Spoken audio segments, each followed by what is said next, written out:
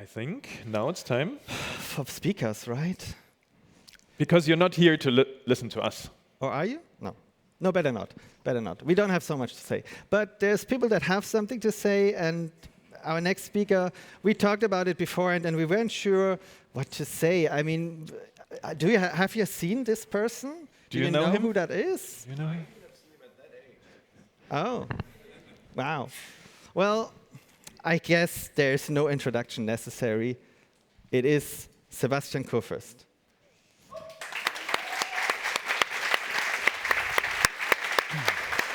Let's go, let's go.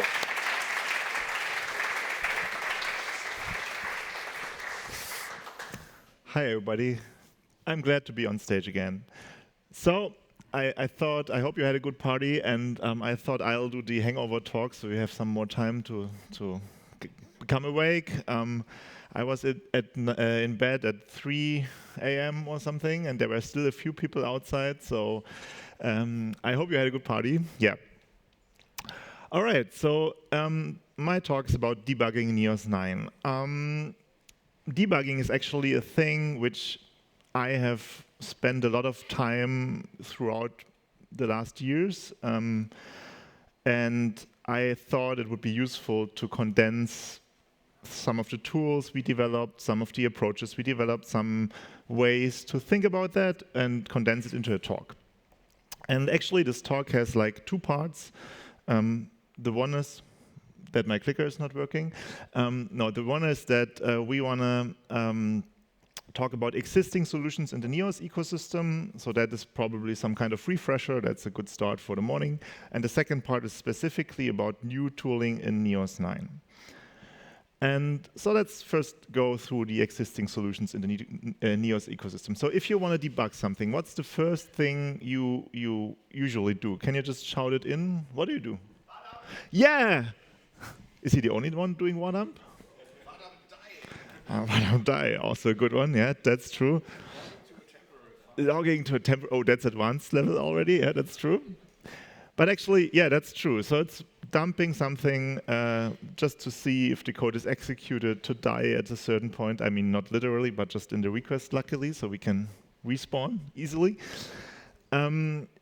This also works in Fusion, so you have this NEOS Fusion debug thing, which dumps some beautifully formatted output. Yeah, so that's, I still think it's a valuable thing, and actually it's funny because we somehow laugh about it, but actually it's still the most friction-free thing to get an understanding of the system. So it's probably the solution in 9 of 10 things, so it's nothing bad. It's something we need. It's something we should use because it's the easiest way into a certain solution. And actually, do you do that in production? I sometimes do, I have to admit, but I try to be very careful and guarded with some hidden get variables where I say, okay, if I append this variable, then this is triggered. But of course, you have to be really careful. So actually try to not do it on production. Yeah, if you do it on production, remember to do it in the cached files. And not in the original ones, because your code cache will not get flushed. All right. If you don't do WADAMP, what else do you do? Xdebug. Okay, who does use Xdebug? In NEOS? Yeah? Oh, that's a few. And actually, that is some part of the ugly parts of Flow, I would say. Actually, that Xdebug support was not good at all. Right? So you set a breakpoint, you started your IDE, you fired up Xdebug, and nothing happened. And this is because Xdebug works on the files which are in the system. But the thing is, we basically compile the code files into another way, in another representation. This is this data temporary flow code cache thingy. And so if you set a breakpoint in Xdebug, it's actually not hitting the right spot. And there are some workarounds to that, but they are all kind of ugly. Yeah, that's a bit bad. but actually, Derek Rathens, the founder of Xdebug, we know him and we talked to him already. I think it was at the conference in Berlin or a bit before even. And then he started and he said, yeah, actually this problem is actually something quite some people have. So he set up some funding where he collected some money, and we actually put in about half of the money from the NEOS development fund to make this happen. And so that's actually what we spent your money in. And it took quite some time, but it landed this year, in the beginning of this year, in the public available Xdebug version. And what this does is it allows a framework to say, well, actually, if you want to break at this point, you actually in reality have to break at this point. So we can create a path mapping between the original location and the code location.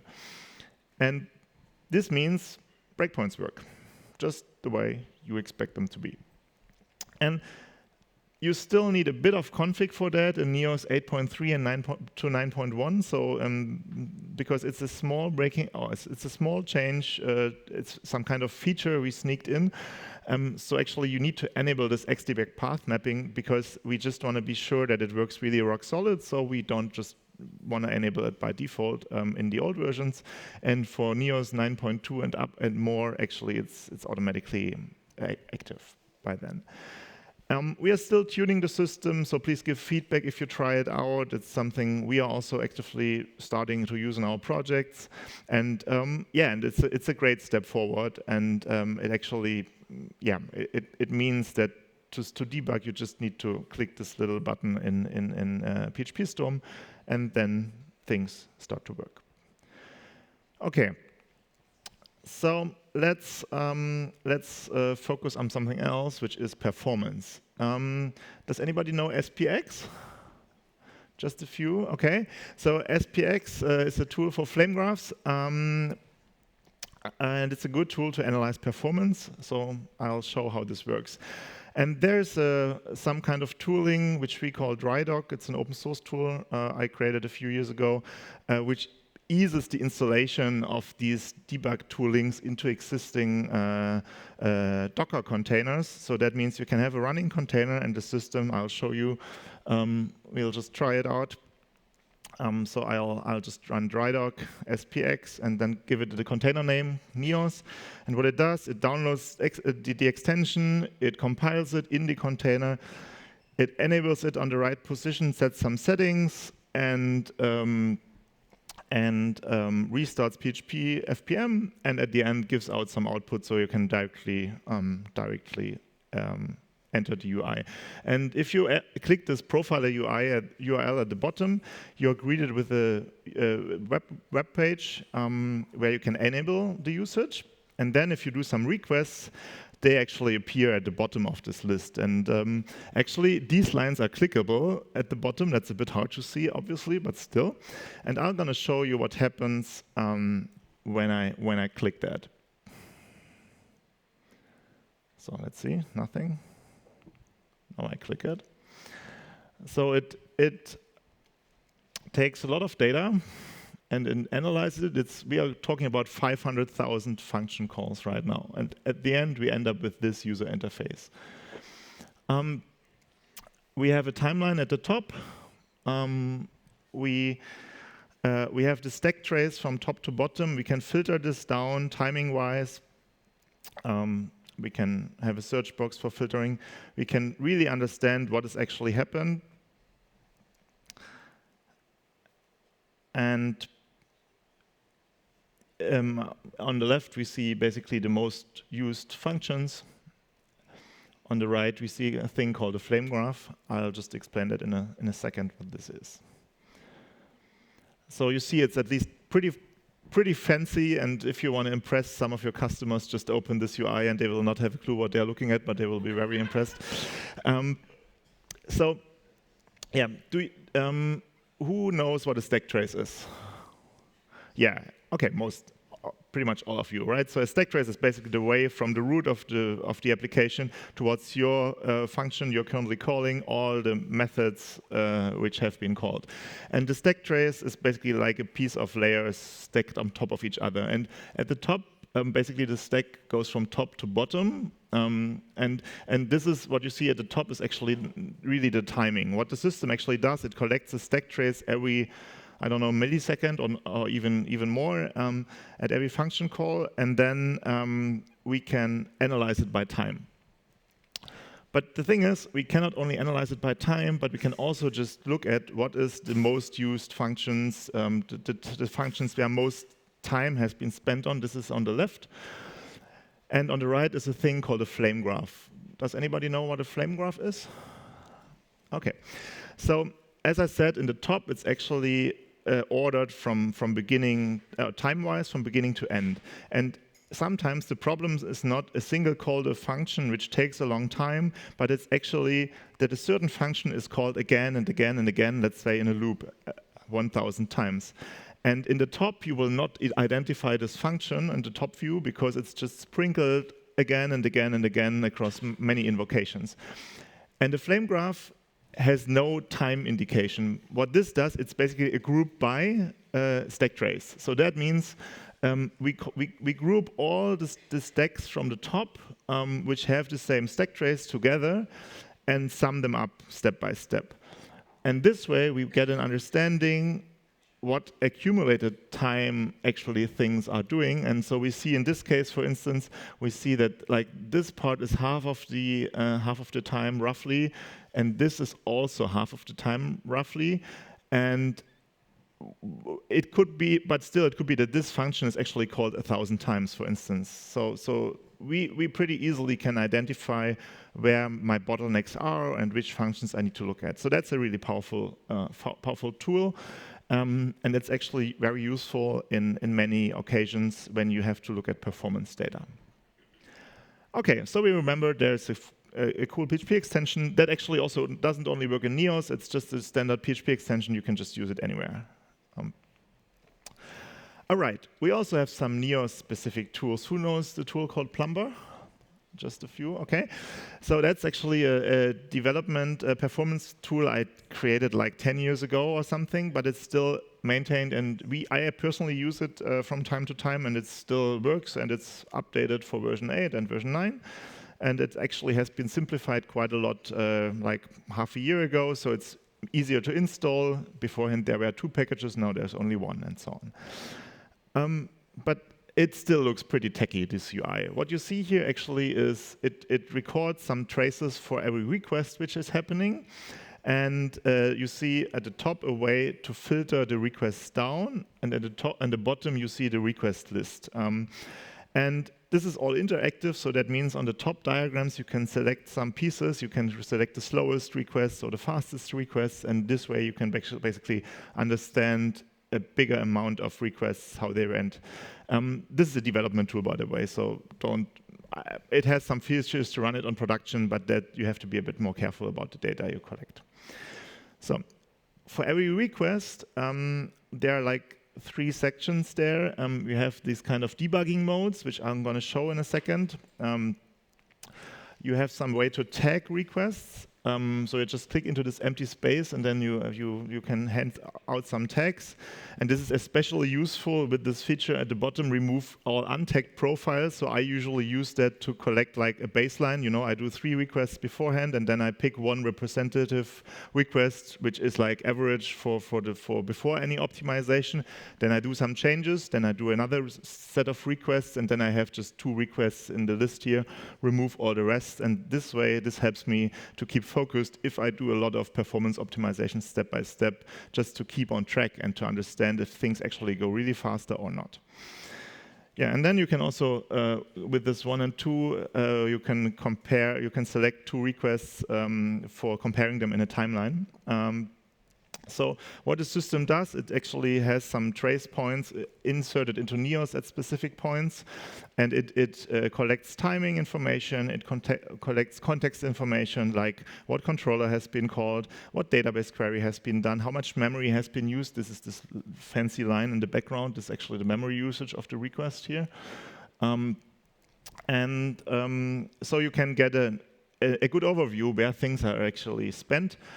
And if I debug some specific problems, I usually create or add for debugging custom trace points so I can measure specific parts of my code. It also has an SQL view, so you can also check out what database requests actually are happening in a request. And especially useful is this accumulated time in seconds on the very right, because this helps to identify if not just one request is slow, but if you do 100 database requests, and in total this is slow. So that's also pretty useful. All right. I said in the beginning, this is stuff which has been around for a very long time. It has been updated for Neos 8 and 9. It's still maintained. I would still love some kind of contributions. As said, I'm not a designer, as you obviously see from this UX. But still, I think it can be pretty useful. OK. So I'm drinking a sip of water, and then we'll continue with debugging the CR. So in the beginning of the year, I sat down with Bastian, and we tried to flesh out how a debugging experience in the new content repository could actually work. And then I got to work and tried to experiment a bit, and this is all ended up in a package called Neos content repository.debug, which is pretty new, obviously, so still this year. If you just look at the content repository into the database, who has looked into a database of Neos 9 with the content repository? How easy is it to read? Easy? No, not really easy, except for Bernhard, because he dreams about that all night. So do you know the default dimension space point hash, Bernhard, for empty? Almost.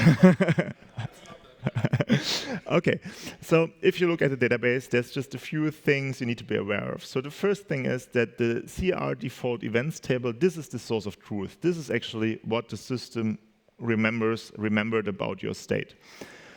Then you have lots of projections. This is basically the read side. This is the old database model, basically, and you see it's all with this P in the name. This basically says it's a projection, so you can easily spot that together.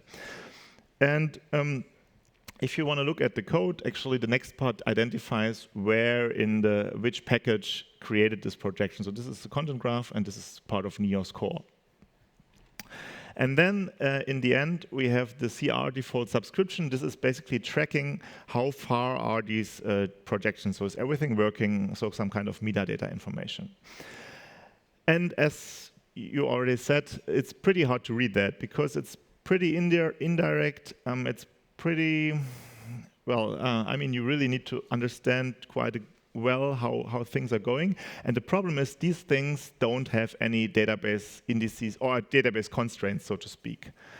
And database constraints are useful for two things. The first thing is, of course, it's a constraint that says, OK, this option is not going to be allowed. And the second thing is actually your IDE picks up this information and makes things navigatable. So you can click on an ID and you jump to another table, for instance. And this doesn't work with Neos 9 by default because for various reasons we don't use database, not indices, but foreign constraints. Exactly, this one. So as said, we have few constraints on the database level. But luckily, there's an IDE feature. If you open up PHP Storm or IntelliJ and you click on your data source, go to Options, scroll all the way down, there's some tiny little thing called Virtual Objects and Attributes. And if you open this up and select a file which we ship with Neos Content Repository Debug, which is this virtual indices for JetBrains database tools, XML, this basically emulates some kind of foreign key for the virtue of browsing your database. So that means if you set this up this way, then you can directly go, for instance, to the hierarchy relation, so the thing connecting the nodes together. And in the parent node anchor, you have this little symbol. And if you click this icon, you end up in the other table just like a relation. And this makes it already easier to understand and to browse the database structure. So that's like a small little detail. This is where we started. And this is part of this package. the second thing is I like our new database structure because it makes a lot of things very defined, but still I would like an easy way to look into what's actually in there. So a second tool provided by this package is a command called cr setup debug views. And if you run that, then actually you get two new views into your database. Who knows what a view is? Right, so it's basically a predefined query into your database, and this way we can provide that. So you still see directly the things from the underlying tables, but just sorted a bit differently. And if you open, for instance, all document nodes in live, then you see in the beginning, you see this internal ID, you see which site it is in. Then you see the full URL path, so that's already pretty useful because this gives an indication on the tree structure of the nodes, of all document nodes. You see the node ID, you see which language they are in, you see some, like the link to the parent, so that's this on the very right, parent node aggregate ID, and then some sorting information and also the node type and all the other information hanging on the node. So that's already pretty useful to get an understanding of the database structure if you really want to deep dive in detail. All right, and who has ever changed projections in production manually, like in the database? A few, yeah. For debugging, yeah, exactly. So please don't, except for debugging. So usually I do a database dump beforehand, I download it, and then I start working with this thing.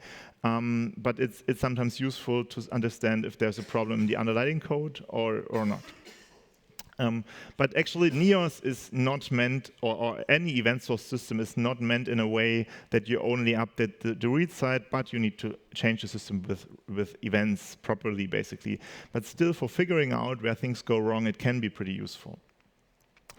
So I thought, okay, actually, we need some other tooling. We need, if we say our users, you cannot edit anything, we still need a way to change stuff. So the core feature of Neos Content Repository Debug is actually the Content Repository Debugger. And this comes in a way of a new CLI tool called CR Debug.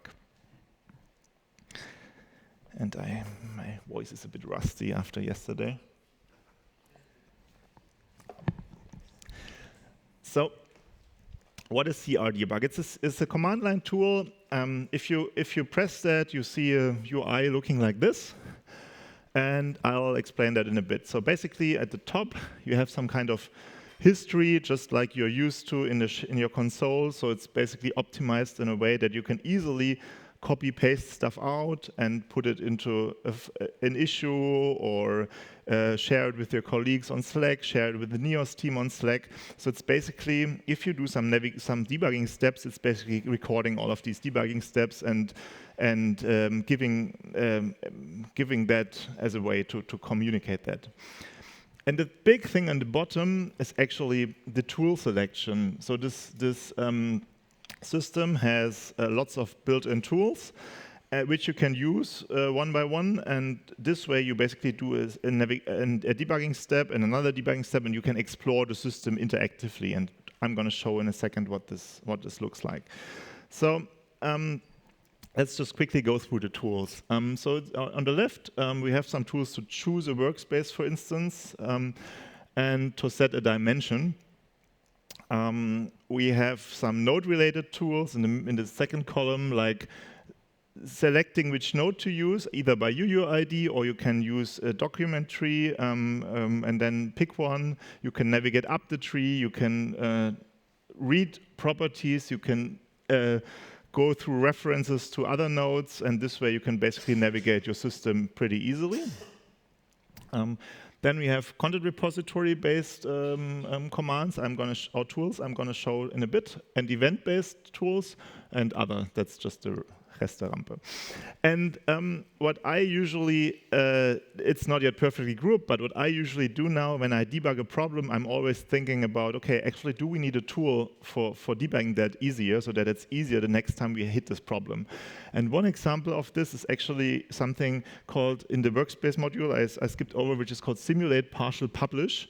This is actually something which is a way to try out if the publishing button would work. So you can actually select which nodes you would publish and then see, does this lead to an error or not? Because we had some nasty edge case, like in NEOS 9.0, which was triggered under very specific conditions. And yeah, and I want to be sure that we make this easy to debug that if this ever happens again or something related to it. And by the way, this is all mouse-based, so you can use your cursors to select these tools. At the bottom, there's some kind of help text for the current command, which is selected. So you get some more indication. There's some kind of quick selection. So with this, what tool do you want to use? You can just start typing this short name there. And I hope that we actually end up with names where we can create some muscle memory from that. It's not yet there, but that's my idea about it, that we can really quickly navigate through our nodes really easily. Yeah. And we have the current command line, CLI line. And if you take that and start again, then you will end up at exactly the same spot from debugging. So basically, it means that it remembers, okay, I select this workspace, this dimension space point, I'm at this node right now, and all that.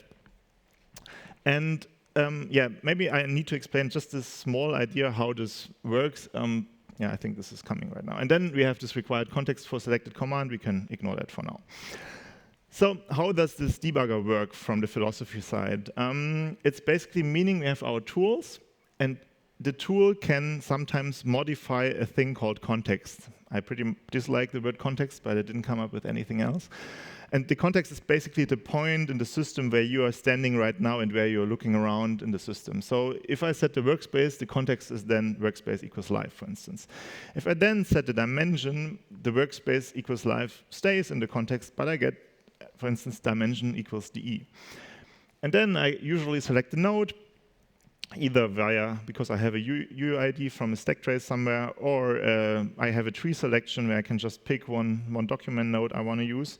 And then this way I can add something to the context. And then I have lots of diagnostic tools around, so to inspect a node, to inspect the properties, inspect the relations, also inspect the routing, so it can also contain things across multiple dimensions. So that's the basic principle. And let's just see how this works in action. So we open CRD debug. Now I choose a dimension space point, so a language. I select a node based on the document tree, and you see we actually can select all the documents here. It's pretty cool. And then from this point on, we can just start navigating. By the way, this is using Laravel console, which is a small package, which is pretty nice for these kind of interactive user interfaces. And it's, as I said, it's very easily usable in other PHP projects because it's so self-contained, and it makes this kind of setups pretty easy to build. Okay.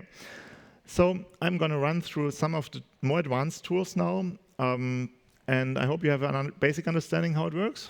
Some idea? Okay. So, for instance, what I usually need is I want to know for a certain node what actually has happened with this node. And the problem is this can be at very different times in the system. But I want to know what is basically the history looking from this single node. So there's a tool called Node History, and this basically shows when was the node created, in which workspace, when were some properties set, when was it removed in some workspace, for instance. And this way we can get a quick overview if you have some node which is gone, but it should be there, for instance, to get an understanding where has something actually happened. And it's nice for nodes, but sometimes you also want it for the full document, so for all the nodes on a page, for instance. And this is what I came up with. It's just basically the same view, but summed up for all the nodes in one document. And and that's also a way to get an insight. Okay, another way. So this is all looking at the current state of the system and then starting from there, looking into the history and so on. A second thing which is sometimes useful is if you know, okay, something is weird at this specific point in time and you have the sequence number, which is a timestamp basically in our event log, you can also enter this the sequence number, and then you see the events there around this point in time. You can actually select the ones you want to inspect in depth, and then and in the next step you really get a nicely printed view of these events. It's pretty much like looking into the database, but it's well formatted. It's easy copy-pastable if you debug something, which is also useful. So it's easy to share also in a ticket, for instance, if things go wrong. All right, do you like that so far? Yeah, okay.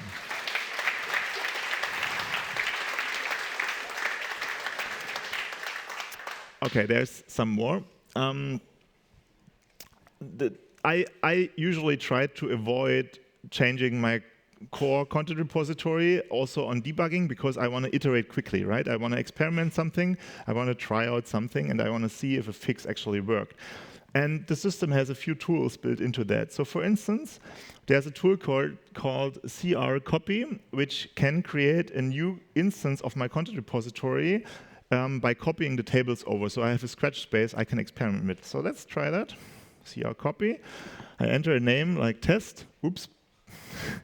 Actually, there was a bug when I prepared this presentation. This had to be fixed. Now, if I retry it after the fix,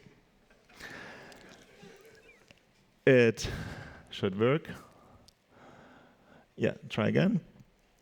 And now it copies all the tables over, and I get some overview about like what has been copied, how many records were in the system, so you just get a rough understanding. The idea is always to get better grip. And what you can now do, that was a bit quick, I can reset the projections in my test projection, and I can start the catch up again. So I can pretty easily, reset my state temporarily and start to replay once more just to see how things are going. And this way we can more easily experiment with the system in various ways. And then you see this. I didn't record the full video, but you see it took some time to replay the events. It takes some time. So that's okay, but it would be useful to reduce this number if possible for debugging some things. And one way to reduce this number of events is if we only focus on the live workspace, because that's the usual debugging scenario. You want to know why the hell did this happen in live, and you don't care so much about the user workspaces as long as they didn't end up in live. So there's an experimental tool in the system which can actually remove all the content, all the events which are not related to your live workspace, which is useful for debugging. I wouldn't call that on production right now, but for debugging it's very useful because, as you'll see in a second, it's removing some stuff, and now removed 87,000 events, so that means our event count dropped from 90,000 to about 11,000, only keeping the stuff in live. So that means trying out things is way quicker. Also catching up things is way quicker as we only work with less data, right? And I think with a few of these tools, we can actually speed up this debugging flow quite tremendously.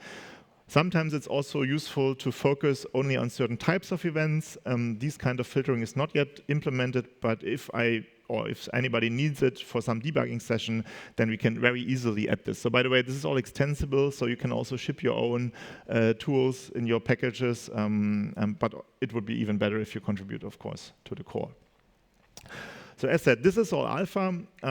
This part is pretty much this pruning stuff. I wouldn't do it right now on production system, but I'm recommending it also for development. That's pretty helpful. Oh, and there's one more thing I want to show, which is pretty recent. This is catch up and catch up error. So catch up is just trying to replay anything what we have seen. And catch-up error actually is pretty clever because it tries to catch up our projection, so meaning putting it into the current state. And if it encounters a problem, it just skips this event. It's basically trying to run through the current state, but and putting everything which didn't work to the side into an extra bucket, basically, which I call the graveyard. And then you can you can basically inspect this graveyard. You can see, oh, is this just one event which is wrong there, or is it just very many events? And that's a quick way, first, to get to a working system again, in case you hit a problem. But it's also a good way to identify if to get an indication where in the system something went wrong, if that ever happens. And I have to say, I have used this now for a few months to debug problems when we came when my colleagues approached me about some things are weird in a NEOS 9 project, if I could have a look. And the interesting thing is there were like 2 or 3 core issues, pretty detailed ones and hard to find ones.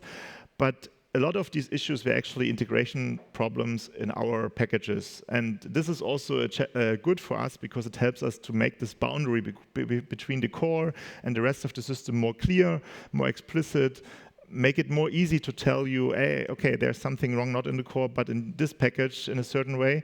And so that's really useful for debugging, not just the core content repository, but the full interaction, everything touching with the CR. All right. Rusty voice, once more. And obviously, there's no talk without AI this time. Same for me.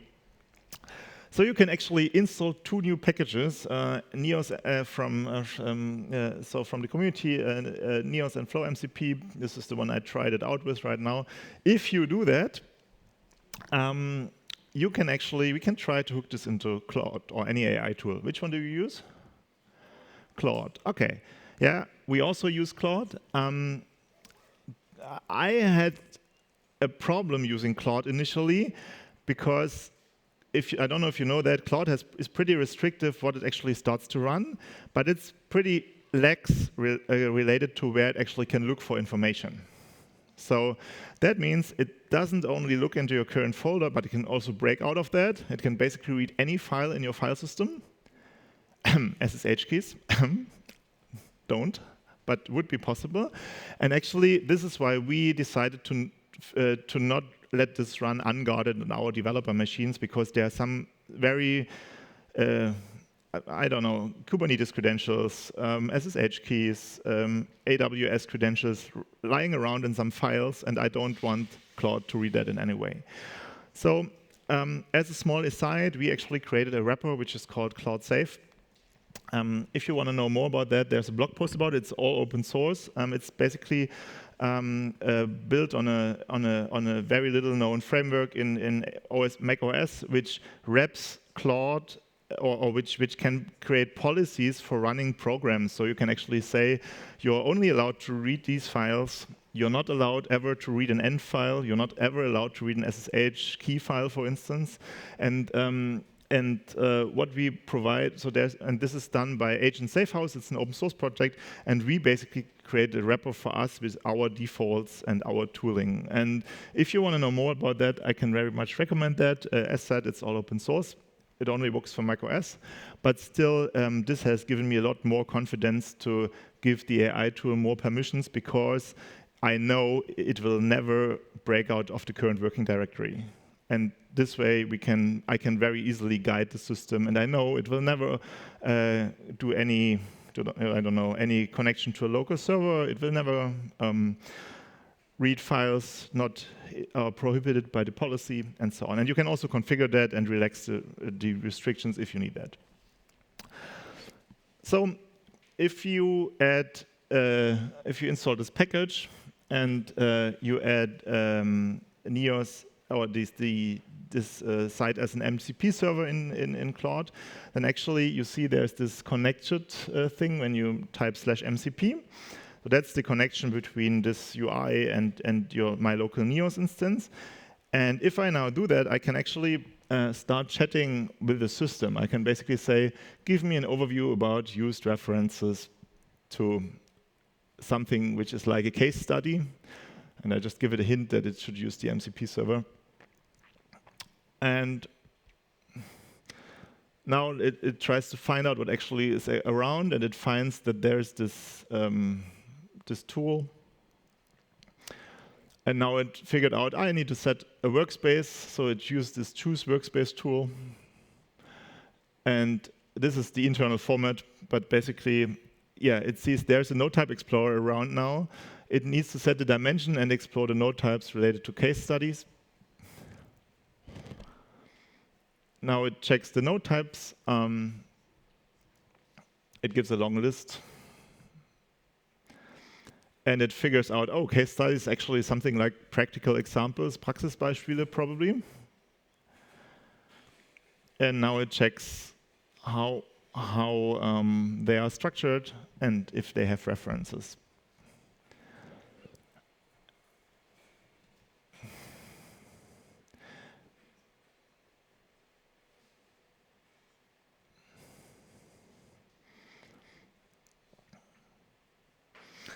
And this is pretty amazing because it allows us to be supported if I'm not so sure in where to look, basically. So for people like Bernhard, I think they will probably never use that because just they know by heart where to look in the CR and so on. But if you're not so fully sure about that, it can be a good way to get to understand the system in a better way, to interact with it, to get pointers where problems could be. And so what we get now is the information where actually are these references used for this kind of node type. So it says actually from Praxisbeispiele and from which node types they are used, gives some examples about that, and it even has some remarks basically like, oh, by the way, there's some page called design review, and this is probably a test demo, and then this is the real one basically. So this is a contrived example by now, right? So it's of course, I didn't have anything real one to debug for this demo, but it can be also used to help out with this thing like, okay, what kind of event actually introduce the problem, because the system has a way to interact with the system, fetch the data, and that's pretty powerful. And that part is still alpha, but I'm looking forward to that part. All right, so we are almost done. The next steps are basically improve this stuff, get this out to you. It's all open source on GitHub already in the NEOS organization, GitHub/NEOS content repository debug. You can just use it, try it out, install it alongside your projects. It's a standard package, pretty easy to use. And yeah, we will definitely continue on working with that, but of course I would also like to team up. If anybody would like to help out with this or figures out some things are weird, some things could be improved, it's actually pretty nice to work with. So that's it. Thank you so much.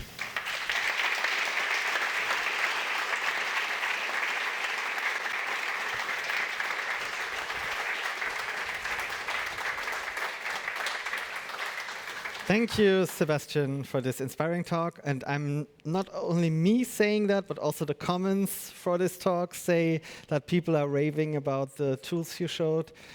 Seems pretty amazing, and I agree, they are pretty amazing.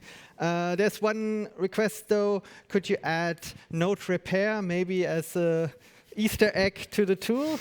Yeah, we can try, sure. I mean, there is actually something like node repair in the core called structure adjustments, and we could pretty easily add this also as the repair name to this tool. I would even more like a pull request, obviously, so whoever said this, that's a good idea. Go for it. Right, this is for you. Thank you so much. Thank you very much. You can stay. No, you must stay. I must stay. And you can come. Okay. Stay here. Yeah, I stay.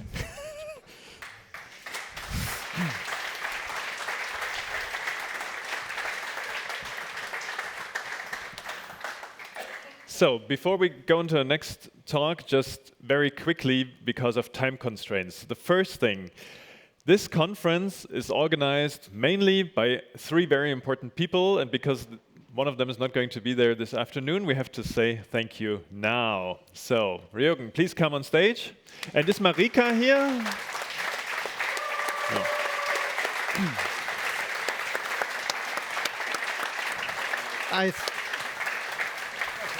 I think after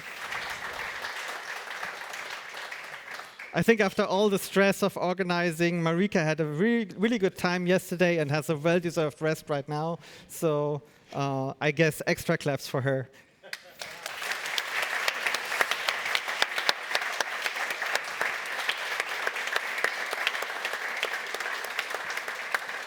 So thank you very much for organizing NEOS conference, and we are very much looking forward to next year. Thank you very much. Amazing work.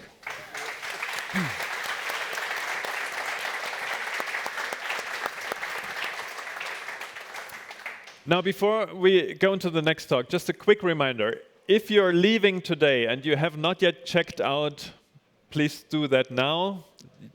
You have to clear your room. If you want to leave your luggage somewhere, there's a room over there. And hand back your key card so they actually know you've checked out. So if that is something you need to do, do that now. Don't forget to rate Sebastian's talk for the best speaker. And then we will continue in a few minutes here on the center stage with John Ullman. Your browser is secretly a superhero. And on the studio stage, we will have the lightning talks.